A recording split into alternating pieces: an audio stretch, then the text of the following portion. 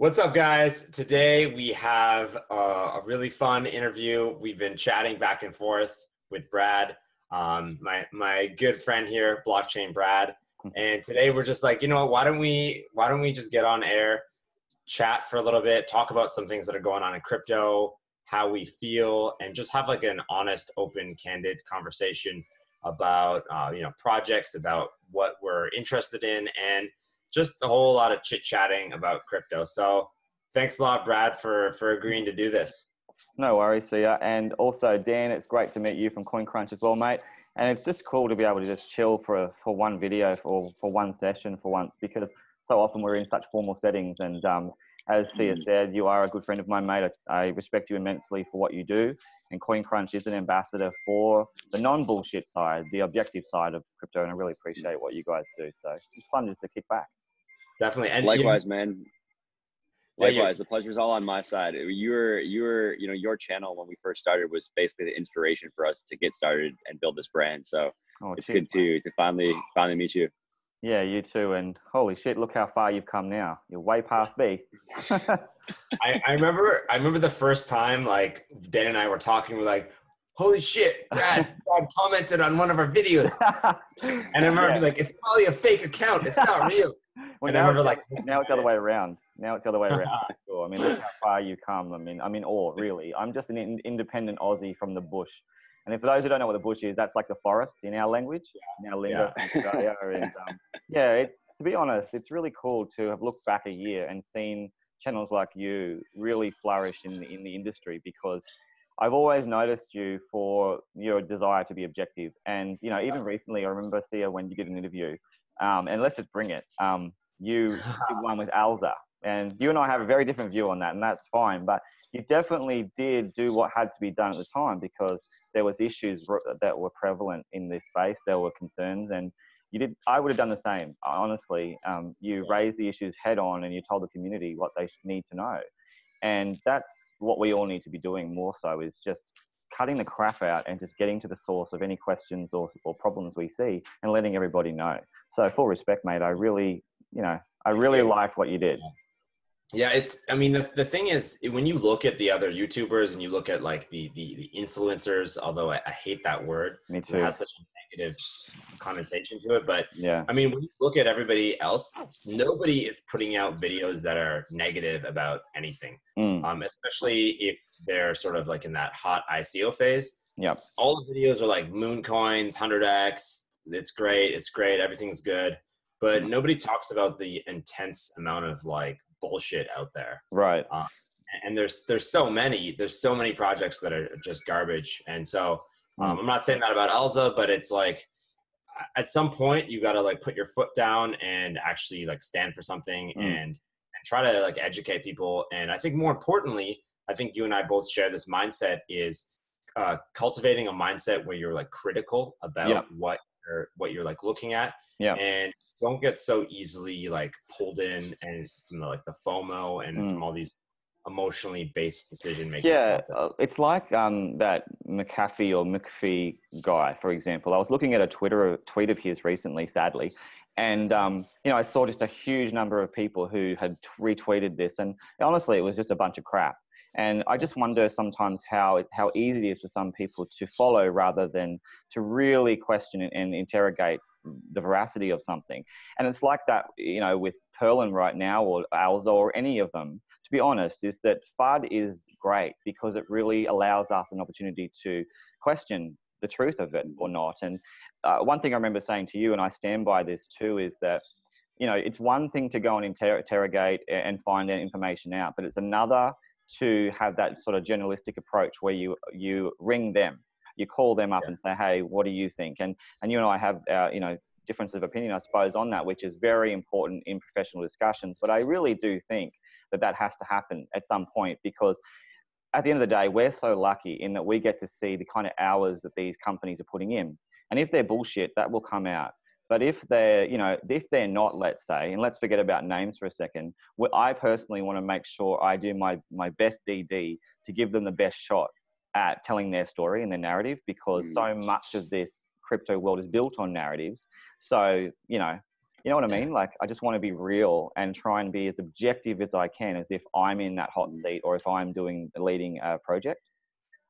Yeah, I think that's a really good point that both you guys raised. It's like, if you want to stay 100% objective, then it means both ways. Like, you can't be all positive and you can't be all negative. So if something comes out, there's FUD that comes out about a project. Most people see a video, like see his Alza video or the Midas video he put out, and they immediately, without even watching it, they think, oh, we're calling it a scam. Right. It's like, that was never even said. It was just like an objective look at what the facts actually were. And so then I thought that was really cool that you interviewed the Alza team, because it's just like, it's just seeing what's actually true. It's not, it's whether it's really positive or really negative, you have to sort of like bring it to a sense of realness either direction. So you can't just let some FUD taint your opinion, say, oh, it's all negative. You say, okay, what's actually happening? And then try to get that out for people. And so you know what's it funny? goes both ways. You know what's funny? You raise a really good point, and I'd love to know what you think. But even in our space right now, there are all kinds of degrees or there are all different actors in the sense that there's a continuum.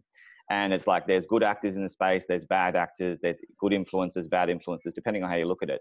But one thing I really noticed is that there's agendas built into the system behind the scenes too. So for example, like say someone doesn't get access to, investment perhaps. It's just like in any business, there's always like an intent behind things. And some of these guys, I think personally, get really pissed off. They get upset and they react. And we've seen that actually with, dare I name names? Okay, I'll do it. So I'm going to do it. So for example, with Ian Bellina, and I've seen him literally publicly react when he hasn't got his way. He spat the pacifier, spat the dummy. And, that kind of thing happens in many different settings. But in this respect, it has huge implications if you have a strong influence. And so, I wonder sometimes, do some actors in this space, influencers included, react because they didn't get access to something or didn't get their way, and thereby, try and thwart the market? Yeah, 100%. I mean, there are definitely people that are doing that. And I think, I have a lot of thoughts on those people and like that person in particular. That person? You can't even say his name. I mean, Ian Bellina. I personally I personally think he doesn't actually understand the tech very well, and he's misled a lot of people.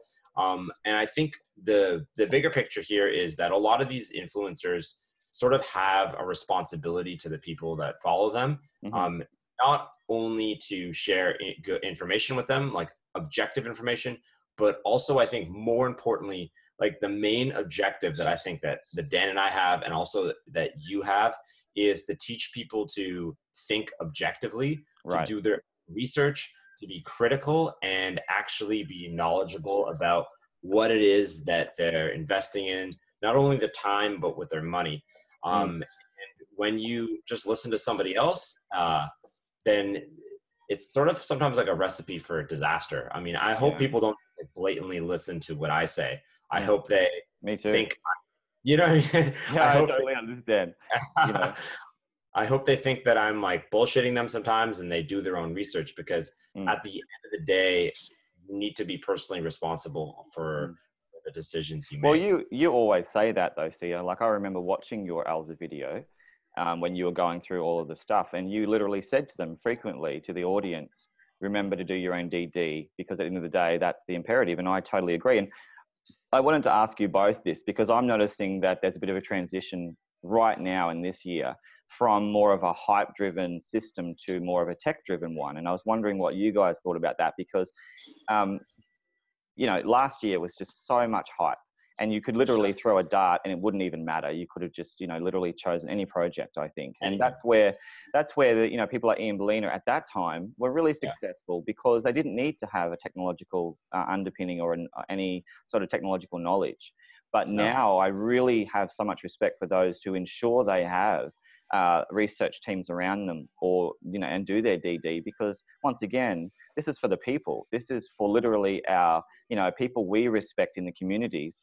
It could even be our own family members who are taking the marketplace really seriously, and therefore, at what point does tech become paramount? Literally in this space.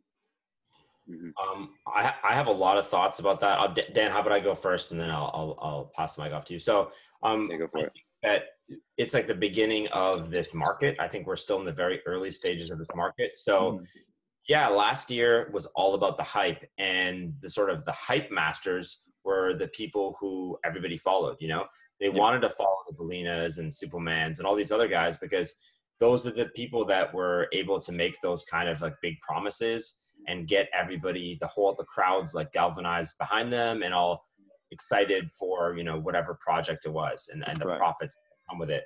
But I think what I see now, because we interact with our community a lot, is there are more and more people that constantly on a daily basis surprise me with how well informed they are and how dedicated they are to understanding the technology. And I think that's like, those are like the true believers, and those are the people that survived last year. And I think we just have a whole different dynamic of investors now in the marketplace. Right. And I think that there's a lot more people that have self-educated themselves. Because one of the interesting things about crypto is it's one of the only sort of verticals or areas where you need to know a little bit of like tech, economics, like how governance systems work, you know, how marketing works, how like distributed systems work. Even market sentiment, like that's a huge part. Yeah, exactly. So overall, I think people are just getting more educated, and you know, that's my hope. And that's sort of like what I think all three of us are trying to do. Yeah, for sure. What do you reckon? 100%. Yeah, I think that's a really good point. And one thing that was one of my biggest takeaways from the event in Seoul last week is that we spoke to a few funds, and we talked about how we look really closely at a project's crypto economics, like their token economy, and also its token design and how the token itself is engineered. Because we're starting to think, I mean, we've been thinking about this for a while, but we want to think about from a fundamental perspective, what's actually creating value in the long term. How does the value accrue to the token long term? And even the biggest funds, I think they're starting to realize that they, I'm not going to point any out here, but they're starting to realize that they just got lucky. I mean, they really were in the right place at the right time with a lot of capital. And you know, you have to be smart enough to recognize that opportunity. But when all of their investments are doing poorly in a bear market, it really sharpens their focus, and they start to think, okay, what's actually creating value here? And it's all in many cases is not what they think. And I think with regards to the hype is still there. It's obviously not going away, but the effect is less. It's not quite as long lasting. So it's a very short term, I think, boost for a project, and then ultimately things quickly transition to where value fundamentally goes. So we're seeing that with funds, but we're, like as Sia said, we're also seeing with the average investor in the group. And I think another thing that people are starting to think more about is evaluating businesses as if they were a traditional business, crypto businesses. So they're starting to think, okay, what is the competitive advantage for this? And how will a business protect itself from competitors, whether it's technology competitors or go-to-market competitors, and what kind of moat does it have? So asking those questions, again, we're surprised. I think many people in our community are sort of like way beyond where we are in terms of understanding the technology even, which is really cool to see. And it's always fun to have those conversations. And it's always a surprise to me when people ask such really smart questions, because, you know, it forces us to really sharpen our thinking too. Yeah, I totally agree. And, you know, one of the things I'd love to talk to you both about, just as mates, is that often we see, and you mentioned, Dan, that you wouldn't name names, and that's cool. I respect that. But like VCs for sure, a lot of people I think in the space forget that essentially a VC is really trying to get capital. They have a brand, and it's very important, but they also want to make money. And first and foremost, you know, they want to have a profit from their investment. And I really noticed, particularly of late, is that you know, when we first started in this, well, certainly in my case, I spent a lot of time going through VCs and had a very different view perhaps at the time of what kind of role they played. But now I understand that there's a lot of negotiation, a lot of back-end negotiation happening about different deals, about things like that advantage certain parties. And I'm also really cognizant how that can impact people later on. So I guess what I wanted to raise as a discussion as well is, you know, what do you see in the future of VCs? What kind of role will they play? Will we move away from, you know, just that sort of branding and profit, and let them focus more on long-term holds for tech as well? Because, you know, I'll name one, for example, that has a good cred right now. I'll dare and do that. Andreessen, for example, is known in the space. You know, whether that's can be verified or not, that's up to every individual person. But Andreessen is known in the traditional sort of venture capital market for doing extreme amounts of DD. And so they take that really seriously when they decide to step in the arena of any investment. And I personally want to see more of that. I want to see people actually step up to the plate because there's a long lockup, because there's a certainty of some sort of utility. You know what I mean? Like, I don't want to just keep seeing this cycle of money, and then we see this constant rehashing of another protocol, another platform. You know what I mean? Yeah, definitely. So I'll start with my first answer to your question, and I think that, and I'm not trying to stereotype here, but I think that a lot of American VC firms that have a legal entity in the U.S. and have been operating in the U.S. under U.S. laws and regulation for quite some time, they have a way of operating that I think is fundamentally very different than, let's say, some Chinese funds. And with that comes this historical, trend of doing a ton of due diligence, and then only making select investments that they feel that they have like a strong value add for. What I see with some other VCs is sort of like they're just sprinkling the money, because they made so much in 2017 that they're just sort of like sprinkling it around, trying to get some pretty good terms for their investments, and what the results of that are, I'm not going to say, but what I can say is that people who have a long-term focus, whether they be investors themselves or VC funds, I think that they ensure the longevity of this market, and they serve as a sort of like to stop the volatility in a sense, which will the end effect attract more people in. So, I mean, it's really complicated to say, to give like a straight answer to that. Some things I don't know, but there's definitely some stuff going on behind the scenes, even that like a lot of us aren't privy to, like very small closed circles. But that's sort of gone on forever in crypto and also in finance as well. Exactly. Like Wall Street is riddled with it. And that's the thing, like, Dan, I really loved your opinion too, because as I've moved in, I came from that very utopian, idealistic perspective. I literally entered the crypto world like that, and I think you guys did too. And as you become more savvy, just because you're doing your own DD, you understand the hierarchies, the complexities, the anomalies, the questions, everything. And I think I have more questions than ever. I certainly don't have all the answers, but I also worry about alliances and hierarchies and top-down control, because that is the antithesis of why we all stepped into this arena. We want to decentralize the system. We want to be, good actors in the space that help people and make a difference for their own lives, and, uplift their own social mobility and financial setting as well. So, I don't want to ever see a system that's ultra capitalistic. And that's why I think tech matters so much, because like we want to see the new decentralized Google come out. We want to see the new decentralized Amazon, not, not espouse reinvestments in more of like a ultra centralized model, if you get what I mean. Yeah. I think on that note, if we just put it bluntly, what's going on basically behind the scenes is many of the Chinese funds are de-risking their entire seed investment by selling whatever, equivalent of it. They get all their money back by selling a portion of it at whatever the pre-sale rate is. So there's lots of pools and syndicates and influencers that are basically saying, oh, thank you for sharing your allocation with us, Mr. VC.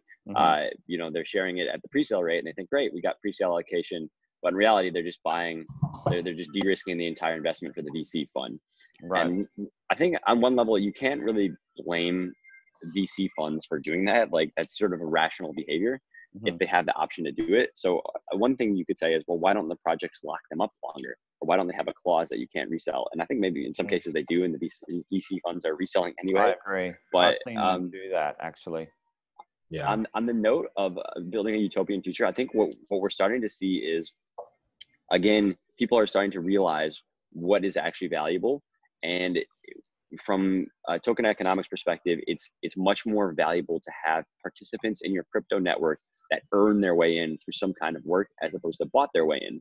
Yep. And because investors are getting so much more savvy, we're starting to see that the average person is starting to reach out to these projects and offer a lot of value. I mean, people are offering to do all sorts of stuff, like help with marketing, help with operations, help with management, pretty much everything under the sun. So when you have a crowd of people that's all saying, hey, let me help you succeed, I believe in this project, it's going to be tougher and tougher for VCs to maintain a competitive advantage if they're just providing capital. And obviously that's sort of a reductive thing to say, because they're probably providing introductions, and they know people at exchanges, and there's sort of this, like, I don't know, old boys club, as you can say, that this needs to sort of disintegrate before we can realize a more idealistic future. But Dan, it's sort that's of such happening. A good point what you're raising, though, because if more and more people do that, let's say, for example, 10,000 people do what you're saying. They start to offer value. They're conscientious, actors in the space, doing their research and find ways to offer great service to the community and to the project. Let's say that as a hypothetical. I think that's great, because that means that gives the projects a lot more choice, as to how they distribute that and the degree in which they can distribute that as well, which is the whole premise, is to have a greater reach for distribution, so that you're truly more decentralized by default and by design from the outset. So again, that kind of approach breaks down that core manipulation that tends to happen from the top down in many instances. And the kind of irony we see too is that, I've heard this time and time again, and I want to just break this cycle personally, is that, people say, oh, if a project's European, don't touch it. Or if a project's, from this region of the world, don't touch it. But I understand now why that happens. Before, I actually thought that might be true, but it's absolute bullshit. Because if something's good, it's good, and shit will always stink. And the reality is that, it doesn't matter where a project's from in the world. If they're good and they are busting themselves to produce great tech, it's our responsibility to be in the public eye to find those and, as early as possible. And again, not just find them, but make sure we let people know that's our own position. Certainly I try to do that in my own instance. But, as I think you and C have always said, and you pride yourselves at CoinCrunch for doing this, and you definitely do, you're so early. You're so goddamn early. I can't believe how early. It just annoys me so early. But, you do that well, and you also allow people a lot of that time that a lot of people don't afford, the audience, the community, because for other agendas, it might be because they want to make sure that it's released at a certain point. You guys don't do that. You literally just release it as soon as you possibly can. And you don't seem to also care where that is from, as long as it's deduced as good quality from your position. Yeah. Yeah, definitely. So that's really cool. We're just trying to help people out, and I mean, what we find, we're like, I'm on my computer like all day long, and so is everybody on our team, trying to find these projects, and like it's fun. It's like a fun game, and I love doing the research. I love like delving into it, reading those white papers, like connecting with founders. Like for me, that's really enjoyable, and I know it is for you as well. And we just want to share that information. But I want to offer a contrarian opinion to some of the stuff you guys were talking about. And I mean, I made this video like a couple months ago. Not many people watched it because I think it was sort of like the antithesis to what a lot of people wanted to think. And I think like regulation is required. Me too. There's never been a financial market in take your utopian, like idealistic dreams or whatever and throw them out the window, because there's like that famous Charlie Munger quote where it's like, show me the incentives and I'll like show you the behavior or something like that. So when there's financial incentives involved, people are going to do whatever the financial incentives sort of like dictate and what they allow them to do. In crypto, there's a lot of like very lucrative financial incentives out there for all kinds of people, whether they're like VC, regular investors, or influencers. And I don't think people can be trusted to act rationally. I really don't. And I think there needs to be some sort of entity that punishes groups, or at least brings them to light for what they're doing. Because I see like, I mean, why the fuck is Tron? Why is Tron in the top? Like, why is Tron SpaceX. You know what I I mean? know. It's almost like that, you use the analogy of law, because without, in a lawless society, we know that that brings chaos. And I think this is, perhaps the wrong words and the wrong terminology, but it's the same thing that you're alluding to, Sia, is that if we don't have structure, we can we risk chaos in the system. And the chaos here is corruption in reality. And that's what I think is going to be a beautiful thing to be personally. I can't wait to see the SEC really bring it. And I can't wait to see regulations globally in my country too. I mean, in Australia, where I'm from, we do have good regulations and we're getting better and better at it. And we have a lot of government support because, we're pro-crypto and pro-blockchain here very strongly. So, I want to be in a country like that. I don't want to be in a country that's, not perceiving and not valuing the tech potential. Because I remember, you guys remember when ShipChain got they got in trouble? I remember, so I went and I was like, oh yeah, crackdown. And so I went and I found the actual press release, and they're like, there's something like 70 crypto companies have been punished. And I'm like, oh, I can't wait to see all these scammy ICOs that have been emailing me for months. I can't wait to see this. And I went through the list and looked at them, and I was like, I haven't even heard about most of these, and they hadn't punished a lot of the scams out there. Yeah, and it's funny because often, I mean, I've told you this, Sia, personally, because we're friends, but I don't have an email that any of these B and C and D grade bloody, projects, want to talk to you about. And I don't have an email for that reason. And I like that, because I believe that the best projects don't talk to you. I really do. I think the best projects out there potentially for the future are so busy. They actually, they don't understand perhaps the media landscape and the value that, media brings to crypto. And I respect that, because at the end of the day, their mindset is always the technology. But as you know, that can really screw a project up if they don't understand the balance. 100%. Yeah, that's actually, I think that's a good, if we could explore that thread a little bit, I think it'd be a lot of fun, because, based on sort of the ethos of our channels, we tend to really engage with the projects that are so tech focused.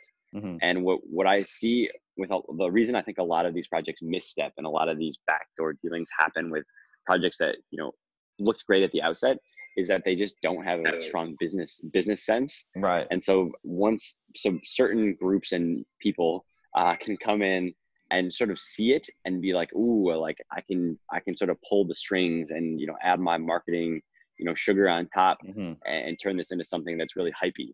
And so, and then, for a project that hears this, that's maybe a bunch of academics, and they've been working in a university for a while. Now they've got money being thrown at them. They've got all sorts of interests. It's hard for them to maybe say no and know exactly what to do when a smart marketer comes in and structures maybe the terminology of their seed investment or their private sale round. So I'd be curious to hear your thoughts on that, Brad, and maybe how we could help the space. Prevent that from happening, maybe.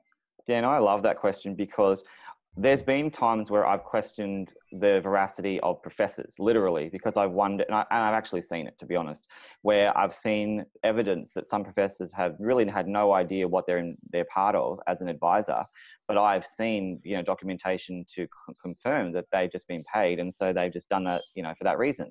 So it all comes to me back to that premise of evidence-based, tech focus and tech drive right to the utility, end.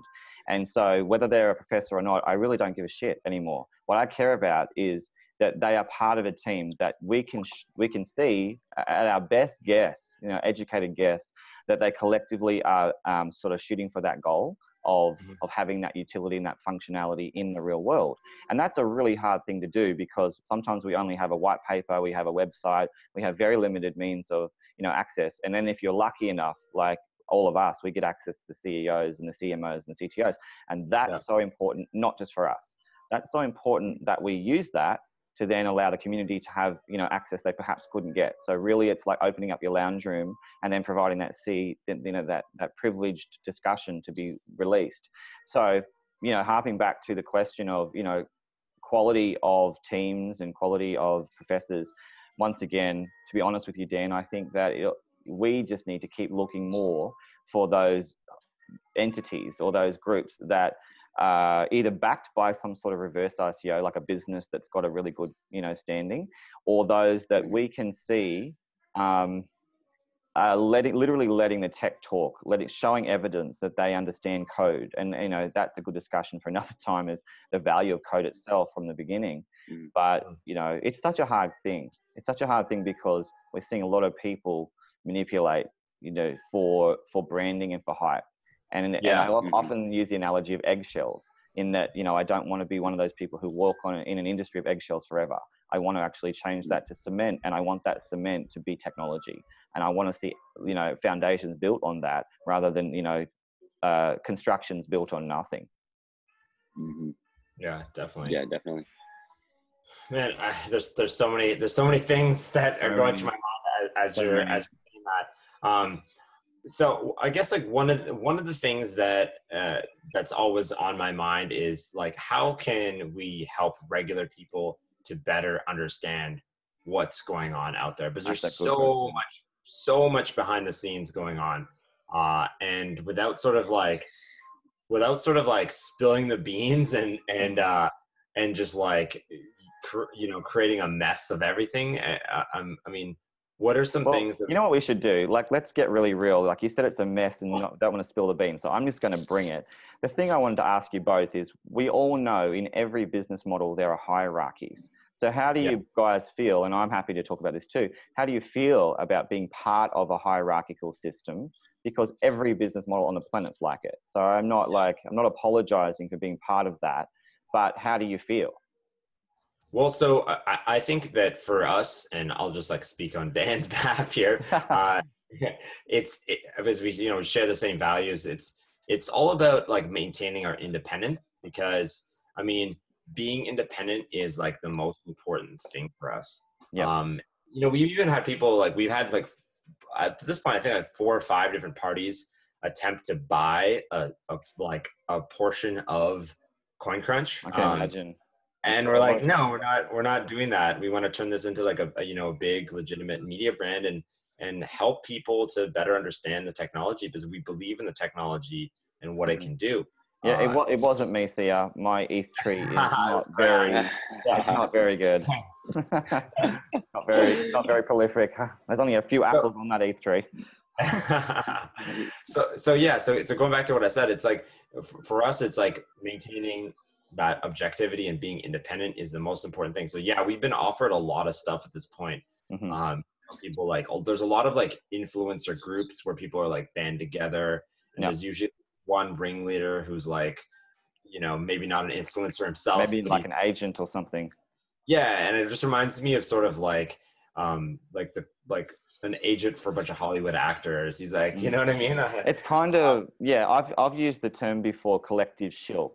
I literally have. So I didn't know what a shill was until crypto, but yeah, I couldn't agree with you more, bro. Like I really couldn't. I strongly believe in independence, because to me that translates through the screen to the people. Because we always think about my dad, for example, being on the other side of the screen and how he would interpret what I say. It matters immensely to me that, I don't bullshit my way through. And when you're objective, I've always found that's why I've always talked to CoinCrunch, and that's not a pitch. I don't, it's just me being real. I believe that there are very, very, very few people in this space who are objective. I truly do. And when you're an entity, that's even less, because, there's a lot of, like, as you said, Sia, there's a lot of people they have interests in you, or, there's a lot of, shared potential there. And if you stand strong and you maintain an objectivity and that independence, that's just like an independent newspaper. It's way harder. You'll never be as sexy, but hopefully, as the tide turns, we start to see value. To me, I think this answers the previous question with you, Dan. That value really for the next wave of crypto is objectivity. And that's why I think so many parties and stakeholders want more of that objectivity pie, because it just brings so much truth, because there's been so much bullshit before. And, I have a lot of respect for you both, because, it's not easy to do what you're doing, and you definitely could have sold out by now. Yeah, definitely. Yeah. I mean, I think I just understood we're all on the same page here, but like your integrity at the end of the day is the one thing you can stand on. And like you said there, as an independent newspaper, independent reporter, that's the number one thing. At the end of the day, you have to look yourself in the mirror and know that you're being true to yourself. Yep. And yeah, I think those, there will be shillers that come and go. There'll always be people that are trying to make money, and those shillers will have an audience. But we believe at CoinCrunch, we say this a lot, that slow is fast. We're trying to be, we won't grow as quickly as other channels. We won't grow as quickly as other communities, but the type of people we attract long term are just going to be phenomenally different, and the leverage that we'll have as a community because of that will be much, much greater. So I agree. And in fact, one thing that you mentioned, Brad, is that there'll be a move towards objectivity as more and more funds start to realize, they start to become more aware of what's going on in the space. And then they say, oh, who are the people that are actually telling the truth? There'll be a move towards that. And I bet you more of the shillers, so to speak, will try to, I anticipate that they will try to rebrand themselves. I think they are. They will try now. to. I think they are now. Yeah, actually, and I think so too. I think I want to add a comment to that while you so there was like, we watched a whole bunch of channels. I'm not going to name any of them. You wuss. I would. Yeah. I would. There's a whole bunch of channels, man. There's a whole bunch. I could think of like 3 or 4 right now. And okay. I wish I could read your mind right now, and I'd help people. When we started CoinCrunch, we were just doing interviews, right? And we were just doing the interviews, and we were not like, there was nothing else. There was no like, there's no sponsored things like everybody else. And like now in the last like couple of months, or that last month, we looked at all those channels, and they're all talking about like, check it out, my 300K portfolio. Check it out. Can I make $1 million in 4 months? And then we're looking at them now, and now they're all doing interviews as well. Yeah, I've noticed that too. Yeah. And you know what? At first I was kind of pissed because I was like, as Dan said, I don't have a lot of subscribers, and I'm cool with that because I don't go and do the top ICOs, and I don't do a lot of the other stuff that, brings a lot of subs. But at the same time, these people have got perhaps, a huge reach now, and they're switching. It's almost like watching, someone from gambling in the Las Vegas come across into what we do. I've seen that too, with a huge following. And at first it was really unpalatable for me. It was a real sour taste, but I realized it's actually really, really good. And the reason why is because, yes, it means, we compromise by the fact that they already have huge followings, blah, blah, blah. But at the end of the day, if they're transitioning into talking about good quality content, then everybody wins. And so, it's tough to swallow, I know, because we work so damn hard at trying to, maintain this objectivity. But at the end of the day, I truly just want an ecosystem that is fundamentally driven by that.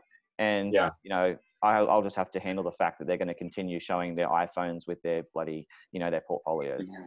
But at the same time, I mean, to be objective about it, those people, as like badly aligned as their intentions are, they pull in a shitload of retail investors and money, which at the end of the day, everybody still sort of benefits from, and that's true only if the quality of the tech is there, and only if the quality of the project's there, not the other way around. Like we've seen it time and time again, where many of these people in the past haven't given a shit. They didn't care. Like, they just knew that they could get their deal and whatever. And then the retail investor suffers. So by having this premise and this sort of change and transition in the space, it's great, because it means we have more trust. This is the biggest problem, is that if we don't support, ultimately the endpoint investor always, that is the person in the market, in the active market always, then what the hell are we all doing? All that happens is inside the system, you just reinforce a very closed database, essentially, of people trying to all pretend that there is this ecosystem beyond what we're doing. And that's not the reality that I want to be part of. I want to espouse and encourage this industry to grow, because it has potential to really transform people's lives, not because it increases the piggy banks of 1% of the population, like we see. I think when you actually get down to it, and if you actually understand what's happening with decentralized technology and how it can change different structures of society, that is, we're part of this hierarchy business structure, which has a lot of shadiness behind it. But at the end of the day, if you can maintain that vision, that's sort of what cuts through the hierarchy, and we'll attract people that share that vision, like you, like other people in the community. And I think that's sort of what we rely on at the end of the day. You know, obviously objective truth, but like you really sit down and think about what's actually happening with this technology and stop thinking about the price. It's really fucking cool. Yeah, and that's at the end of the day what we're trying to, that's sort of the future that we're idealistic to. So, and Dan, what do you think about institutional money? You know, why is it, in your opinion, that it's taking so long for this, you know, injection of flow or cash flow and injection in investment from those who've always been a bit cautious? Is it because of the SEC? Is it because, you know, they don't perhaps see quite clearly the value of blockchain itself and you know, other non-blockchain entities that are trying to do DLT? What is the reason why it's taking so long, do you think? I think this is a wide range of investor profiles that are all classified under the bucket of institutional money. You know, they could be pension funds, or they could be high net worth individuals, or they could be family offices or whatever. Right. I think all of them have sort of a different, you know, profile, so to speak. And the same way that like we always talk about, all right, what's the thing in crypto that's going to unlock tens of millions or hundreds of millions or billions of people to get into crypto? And I don't think it's like that. It's not like there's a switch that you flip and once you got that right, it's like here comes the herd. And I think it's the same with institutional investors. I think there's incremental improvements that each one of which will unlock a subset of a community or a subset of a type of institutional investor. An example would be like, when we talk to Tenzorum, they're doing a UI, improving UIs for key management. So now you have like somebody that, imagine going from, using your command line to send Ethereum, and then a My Ether wallet comes out. Okay, now there's a lot of people that see My Ether wallet and they're like, oh, now I'm comfortable using crypto because I understand this. There's a lot of people that see My Ether wallet and they get confused. And so those people still don't have a UI pretty enough to use crypto. So and another example would be like, a project that's working on opening up blockchain development to SQL developers. There's tons of SQL developers around the world that don't, maybe they don't want to learn Solidity, but if you have a particular solution, now you've unlocked that community. And I think it's the same with investors. There'll be different types of profiles, and they all, they just will reach a point where they start to trust it enough, or they see the opportunity enough, and then it'll start to spread slowly. But I don't think it's going to be like this cascading effect. What we do see is that, based on our conversations, and I'm sure you see the same thing, is that there are a lot of institutional players that are entering the space, and there's a lot of money that is slowly testing the waters. So I think people are interested, and it is coming. It's not going to be like, oh, now it's here and it wasn't here yesterday. It's just going to be a slow osmosis. I think that's a really good point. I mean, we're seeing the ETF discussions at the moment. So that's just one example. Like there's a lot of sort of hype and hope around that for sure. But yeah, no, I hear what you're saying. It's just progressive. The way I see it is exactly the same as Dan. I'm like not even a little bit concerned that eventually there will be a lot of institutional money in crypto. I think it's just basically, it's going to happen as the technology progresses. And I think like with most things, there's going to be a couple of big catalysts that really push it really fast. I mean, Dan mentioned a couple of things that are like little incremental changes, and those might be some of the big catalysts. But I mean, if I was going to mention some of them, I would say like actual very good custody solutions. So right now, that's like still a huge issue. I know there's one called like Kingdom Trust. I think that's the name of it. And they do like a lot of custody stuff, but there's still like, they're still lacking that aspect, because big funds can't custody their own money. They need a third party to do it. And that opens up like all these other issues that have to be taken care of. So that's one. I also think the second thing is, once you see a couple of like really big institutions publicly invest in crypto, I think you're going to see this massive cascading effect of hundreds, if not thousands of smaller ones copy them. And then you're going to just see them all sort of like come in. So that's, I mean, it'll be like a coupling, because it won't be a chicken before the egg. The massive stream will come in when the tech, as it comes in. It has to work together, because no big funds, no smart money is going to invest in vacuous tech. They're just not going to. That's why they've been taking their time and graduating. I would say even now, it would be remiss of us to think that there isn't some degree of institutional money already in. It's just that as we know, it takes a lot of time for that to become prevalent and to become, universal. and in that mass adoption phase where it's just a given that institutions are in. We're not quite at that, we're not even close to that yet, that's for sure. But I think there's also those stigmas that need to be broken, and that's what part of our role is. We're 100%. here to break stigmas, to make sure people understand what the hell, distributed ledger tech is. What is blockchain? What is Hashgraph? If anyone can explain that, good luck. But you know what I mean? Is that all these things are really important because behind them are really serious entities, and they are all in many ways centralized businesses that once again have a huge position in real economies and even in Wall Street, for example. So it's not like Wall Street's not there. They are. No. It's just that we perhaps don't perceive it quite so transparently yet. Very eloquently said.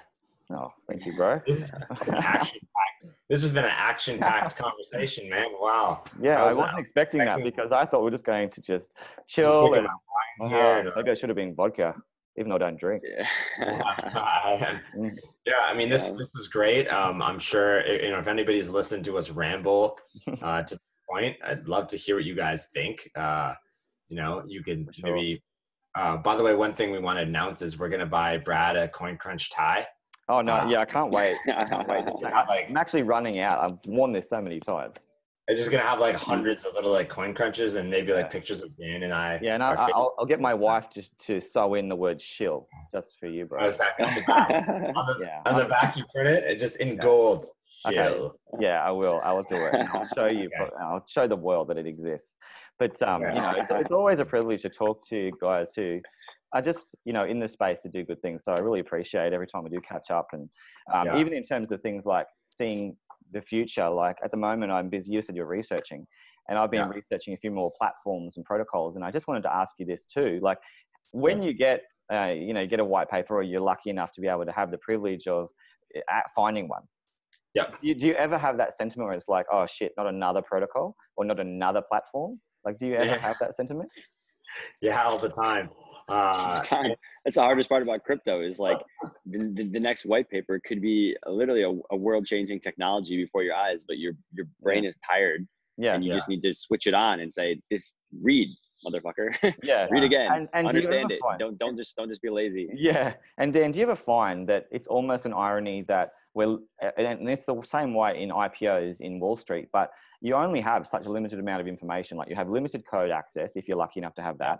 You have limited resources in terms of access, even at the very best sense at the earliest level point of access. So, how do you guys feel, as some of the people who are most early in it, that you've got to deduce so much from so little? Mm-hmm. I mean, so I look for certain things in the white paper, and then I will just like look for those. To be honest with you, when I get a white paper, I literally will jump to the section that talks about token functionality. Me too. And if it's like, and the token is used to pay for the system, I'll just delete it. Yep. Right. And then tell that person to message me again. It's crazy. I do the exact same thing. Yeah. And it saves you a lot of time. I'll call one project out as Endor. And probably one of the craziest teams stacked beyond belief. This is before they released the token metric. So I think a lot of people get confused when you say tokenomics. I'm not talking about the metrics like the hard cap and the number of tokens sold and all that and the bonuses. I'm talking about the token utility, the functionality. It's designed, the functionality of the token. And they literally have I think it was 110-page white paper. And then they had one paragraph that's like, if you does a payment within this, are you serious? Actually, I'm so glad we're talking about this, because on record, I will say, I did an interview with Endor that no one's ever seen because I didn't release it. And that's because of that. Yeah, I did an hour interview with them. And then I read that one paragraph and I'm like, no way am I putting my name anywhere near this. So sorry, Endor, but you didn't get an interview from me publicly. It's crazy because it's like, again, it's one of those things that looks good, but they're missing one detail, and that detail happens to be. And what is that? I mean, let's just lay it out for people. What does that say? It says that we have this really good idea for a thing that needs to be done, but the way we're raising money doesn't need to exist. We're just doing a capital raise. So that's what they're saying by having that. They're saying, we sort of need blockchain. We may not even need blockchain, but we definitely don't need a token. And yet we're going to sell you a token anyway. I remember. That's essentially what they're saying. I interviewed another one. It was called, I can't even remember. So probably do what Sia does and pretend I don't even know. And this company, anyway, I remember interviewing them and I said to them, why do you need a bloody token? And literally the CMO, I think, or the CTO, someone like that, he couldn't even tell me and he kept on stuttering and stuttering. And I knew instantly that they had no clue what they were doing. You know what I mean? Is that... Yeah, it's so true, man. If they don't have a purpose, they don't know why they have the token, then that's a pretty closed book for me.